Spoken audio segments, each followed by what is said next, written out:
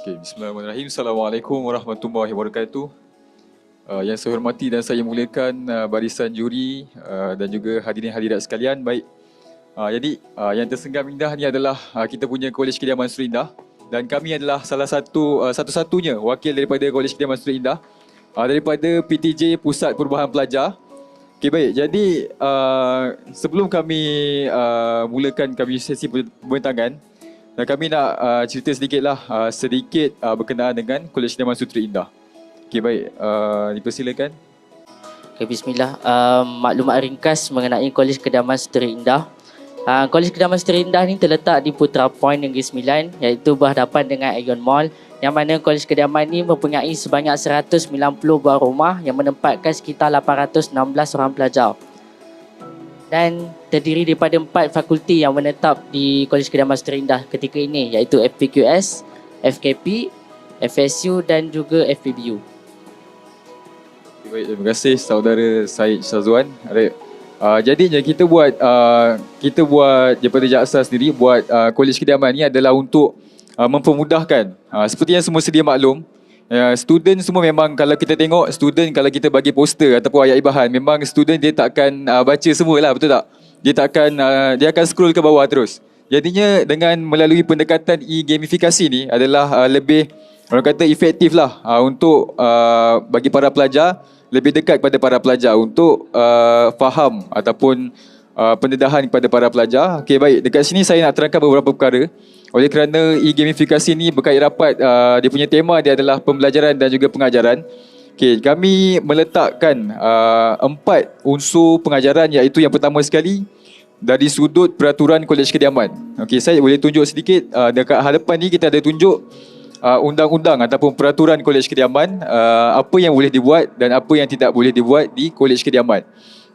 Okay, seterusnya kami juga mempersediakan prosedur penjagaan aset Kolej Kediaman. Okay, boleh terus ke rumah. Dan prosedur ni kami buat untuk memudahkan para pelajar, khususnya yang baru masuk ke Kolej Kediaman. Mereka akan jadi terpinga-pinga. Setiap tahun walaupun kita dah bagi memo, bagi notis, dan dia akan terpinga-pinga juga. Jadinya kita bagi pendedahan awal lah untuk para pelajar yang baru masuk berkenaan dengan prosedur penjagaan aset Kolej Kediaman, iaitu bagaimana untuk melaporkan kalau ada kerosakan di Kolej Kediaman. Dan ini juga adalah salah satu PDP, iaitu pembelajaran dan pengajaran yang kami selitkan lah. Okey, boleh tanya kepada Okey, yang kami buat dekat sini adalah dialog lah antara NPC dengan kita sendiri, dan ini memerlukan orang kata teknik kodifikasi. Kena ada sedikit coding lah. Alright, so essay tak cukup kan? Okay, so kita kena ada, dia punya quest dia, dan pergi ke pejabat semula untuk melaporkan kepada pembantu operasi. Okay, baik. Seterusnya yang ketiga, kita ada pengenalan barisan staf. Okay, kita akan pergi ke pejabat. Okay, ini secara umum lah, siapa dekat pejabat tu ada siapa, pembantu operasi, pegawai pentadbir kanan dan sebagainya. Alright, seterusnya fasiliti di Kolej Kediaman juga kami dedahkan di dalam e-gamifikasi ni, iaitu yang pertama sekali kita ada bilik mesyuarat Kolej Kediaman Sutera Indah. Okay, bilik ni memang student memang tak tahulah kan. Kita dah bagi tahu fasiliti yang terdapat di Kolej Kediaman, masa meet and greet pun diorang akan tetap tanya dekat mana dobi, dekat mana bilik meeting, bilik sakit dekat mana kan. Okay, seterusnya kita ada bilik sakit, bilik basuh dobi Kolej Kediaman. Okey. Dan saya lihat e-gamifikasi ni dari sudut Kolej Kediaman, dia memang ada potensi yang tinggi lah, khususnya kepada para pelajar, yang untuk meningkatkan visibility Kolej Kediaman itu sendiri. Maksudnya para pelajar boleh explore tanpa berjalan. Para pelajar boleh explore tanpa berjalan ke setiap sudut Kolej Kediaman. Dia boleh pergi ke surau, dia boleh pergi ke dobi tanpa berjalan lah. Khususnya bagi para pelajar yang tahun 1, dia akan terpinga-pinga betul. Okey, seterusnya kami juga, saya rasa berpotensi juga untuk mempromosikan kepada para pelajar lepasan SPM ataupun tingkatan 6 lah. Kan, yang tak tahu USIM ni macam mana dia punya bentuk dia, Kolej Kediaman dia macam mana, okey ke tak okey kan. So e-gamifikasi ni pendedahan awal lah kepada para pelajar untuk explore sendirilah macam mana suasana belajar dekat sana, macam mana dia punya struktur bangunan dan sebagainya. Okey, dan last but not least, kita ada sediakan inovasi, iaitu inovasi yang kami buat adalah selari dengan orang kata apa, amanat Naib Chancellor, iaitu Yusin Cemerlang, Yusin Disayang. Jadinya kami mengadakan sedikit inovasi, iaitu menyediakan yang pertama sekali, dekat sini kita ada mini zoo. Sebelum ni tak ada, tapi kita letakkan mini zoo.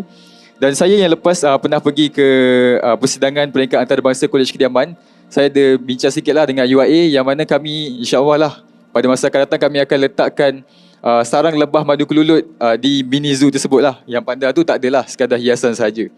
Okey, dan kami juga ada menyediakan tempat belajar yang kondusif, iaitu di sini. Okey, tempat belajar yang kondusif memerlukan modal yang boleh tahan jugalah. Okey. Dan seterusnya kita ada juga Dobi Kolej Kediaman Suteri Indah, yang mana sekarang ni sedang diselenggara. Alright, itu saja daripada kami. Sekiranya ada soalan daripada para juri, kami mempersilakan.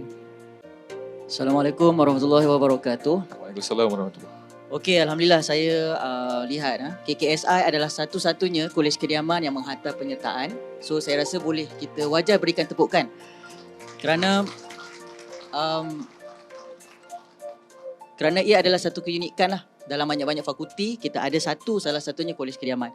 Kolej kediaman yang awak bina ni, saya boleh naik sampai ke atas ke tingkat 3, ataupun dia just tak tunjuk, just nak tahu je. Oh, maksudnya keseluruhan awak bina lah. Yes, keseluruhan. Okey, soalan saya adalah, di dalam game, kita perlu ada elemen gamifikasi, antaranya adalah dia ada award dan juga hukuman. Sebab benda ni adalah motivation untuk orang main game. Dan along the way akan ada proses pembelajaran lah. Apakah award ataupun hukuman yang ada dalam game ni? Contohnya, kalau kita main game ni, kalau kita menang, kita naik ranking ke, ataupun kita dapat point lebih ke. Kalau kalah, tolak markah ke, ataupun hilang kita punya barang ke. So, itu adalah elemen gamifikasi. Sebab persoalannya, lepas ni adakah orang tu akan main sekali, dia akan datang main lagi ke ataupun tidak? Itu soalan saya, silakan. Okey, terima kasih. Jadinya untuk hukuman ataupun tindakan hukuman lah untuk pemain, kami tak sediakan. Cumanya kalau mereka tak dapat lengkapkan misi tersebut, dia tak dapat item daripada NPC tersebut.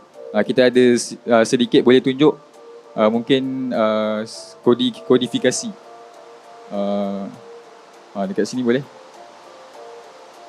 Dia ada kodifikasi lah. Kami setkan kalau mereka jawab salah, dia tak dapat item yang daripada NPC tersebut. Itu saja. Okey, kira pada saya ni adalah elemennya yang menyebabkan orang kata ada permainan di situ, dan dalam masa sama at last orang akan faham lah. Dan dia salah satu inovasi dalam orang kata macam manual lah untuk belajar, untuk kenal tentang asrama kan ataupun kolej kediaman. So terima kasih, itu daripada saya lah. Assalamualaikum warahmatullahi wabarakatuh. Waalaikumsalam warahmatullahi. Actually kolej kediaman ni tahun 2009 saya pernah tidur di sini, tapi saya nampak ni lebih cantik daripada yang cantik. Saya tidur di sana. Inovasi tu. Memang saya tertarik dengan objektif atau matlamat untuk bina game ini, tapi soalan saya bila pelajar akan dapat game ini? Maksud saya, adakah sebelum dia duduk, adakah masa orientasi, bila dia akan dapat manfaat game ini?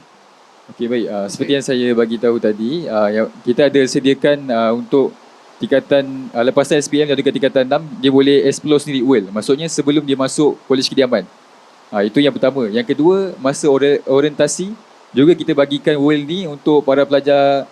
Macam biasa kan kita kalau orientasi, kita gunakan goals kan sebagai medium untuk ta'aruf kan. Jadi itu macam a bit membosankan. So kita adakan kelainan, mungkin para pelajar boleh melengkapkan game daripada yang kami buat ni, world yang kami buat ni. Mungkin lebih menarik lah. Itu maksudnya sebelum pelajar masuk dah dapat, dan untuk orientasi akan dapat juga. Terima kasih Dr. Assalamualaikum warahmatullahi wabarakatuh. Tahniah atas wall yang dibina, sangat menarik dan kreatif. Cuma saya melihat dalam Minecraft ini, seperti mana yang dikatakan Cik Faiz, tidak ada gabungan elemen gamifikasi secara khusus. Okey, dari segi Mungkin maybe add quiz, puzzle dan segalanya lah. Okay. Cuma saya nak tahu macam mana idea ni tercetus untuk menghasilkan world untuk berkaitan dengan jaksa ni. Dan daripada mana sumber yang dapat macam maklumat-maklumat ni? Adakah pihak student pergi berjumpa dengan pegawai-pegawai di setiap partition dalam polis kediaman? Macam mana ataupun just experience daripada saudara dan tim membina world ini berdasarkan sebab duduk di sini kan, tinggal di college kan, ataupun memang dapat sumber maklumat itu secara spesifiknya daripada pegawai-pegawai yang duduk dalam college ni? Terima kasih Doktor. Yang pertama sekali, macam mana kami boleh dapat idea ni kan? Okey, baik. Yang pertama sekali, kami daripada wakil PTJ Perupel dan Kolej Kedaman Seri Indah, dan kami berbincang lah. Sebenarnya memang agak sukar lah untuk kami untuk selitkan PDP dalam Kolej Kediaman sebab dia tak ada spesifik macam fakulti, dia ada spesifik kan untuk macam Quran Sunnah, untuk Quran Sunnah. Okay, baik. So kami berbincang untuk kita buatkan kelainan lah macam dari sudut pengurusan aset juga adalah sebahagian daripada PDP saya rasa. Pengurusan aset Kolej Kediaman, itulah yang kelainan yang kami buat. Kami berbincang bersama, dan untuk yang soalan kedua, bagaimana kami, maksudnya kami bina world ni. Okay, kami ada berbincang dengan pengetua sendiri, mantan fellow Kolej Kediaman Seri Indah, Dr. Nur Suhaida, dan juga staf-staf pejabat, maksudnya berapa rumah yang ada, dan untuk macam dia punya ketepatan dia, kami site visit lah, maksudnya kami tengok sendiri surau ni ada pintu ke, ada longkang dan sebagainya. Kami site visit lah. Okay, apa impak daripada pembinaan world kalian ini kepada USIM sendiri? Sebab setahu kita maklum pada semua universiti di Malaysia dia ada kolej kedaman dia masing-masing. Tapi macam mana pihak peserta ini, kumpulan ini memberi impak daripada world ini? Oh, semua tahu inilah kolej kedaman USIM. Ramai yang nak masuk USIM nanti. Silakan. Okay. Yang pertama sekali, kalau kita buat macam saya kata tadi, sesi ta'aruf dan promosi untuk pelajar-pelajar lepasan SPM dan juga tingkatan 6, ni saya rasa adalah satu inovasi yang tak pernah lagi dibuat oleh mana-mana universiti. Sesi ta'aruf menggunakan world Minecraft sendiri. Jadi ini adalah satu kelainan lah yang boleh menaikkan nama USIM kepada orang kata yang mempunyai elemen-elemen inovasi. Itu antara impak lah kepada USIM itu sendiri. Maksudnya pengenalan world ini berlaku pada awal pendaftaran murid lah. Dan khususnya pada murid undergrad sahaja ke? Yes. Lepasan SPM ataupun tingkatan 6, dan juga untuk pelajar yang baru masuk orientasi. Maksudnya pada proses orientasi tu lah, yes. Pengenalan Minecraft ini kepada mereka. Terima kasih.